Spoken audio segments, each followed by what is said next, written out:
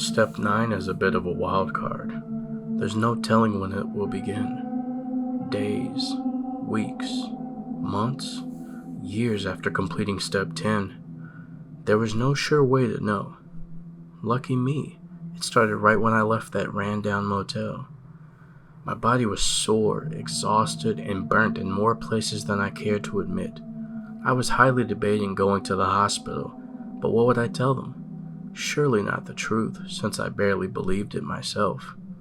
While I drove, I held the red Step 10 key in my right hand and turned it over and over with my fingers. I was thinking about all the events of those last 10 hours when Step 9 started. Step 9 is also known as Dead of Night Road. It happens suddenly, and one has to be hyper-focused to keep from going off the road.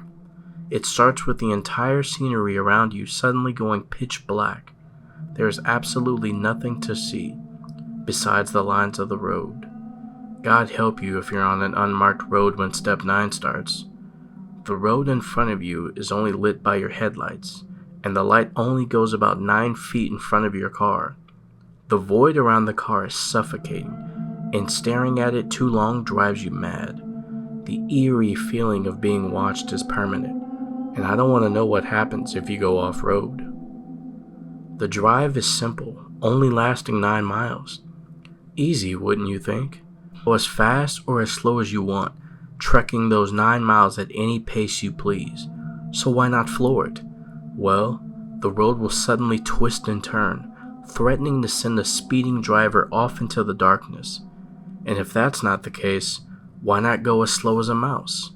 The longer you take, the narrower the road gets and the sharper the turns.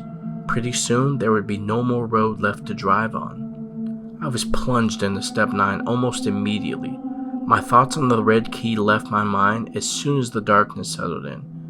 I knew what it meant and had prepared myself.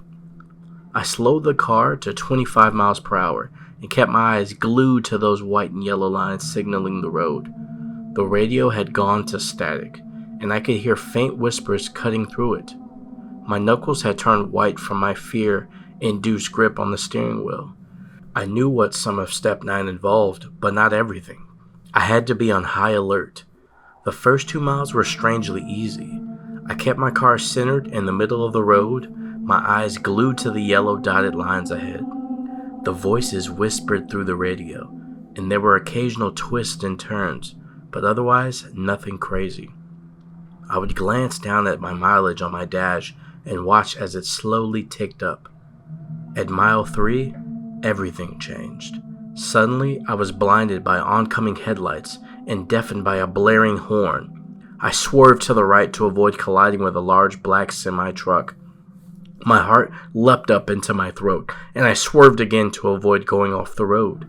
Before I could regain myself, another set of blinding lights and the roar of an engine overtook me, and I swerved into the left lane to avoid a large black truck coming straight for me. I blinked rapidly to try and force away the swirling lights blinding my eyes, but every time I was about to be able to see clearly, another large vehicle came barreling towards me. I had to speed up to 40 miles per hour to safely swerve out of the way of the oncoming cars, each car being pitch black and almost impossible to see over their blinding headlights. At mile 4, I was no longer just avoiding cars. I was also forced to make sharp, sudden turns at sudden moments. A large truck would be speeding towards me, and I'd have to manage to swerve out of their way and also turn sharply.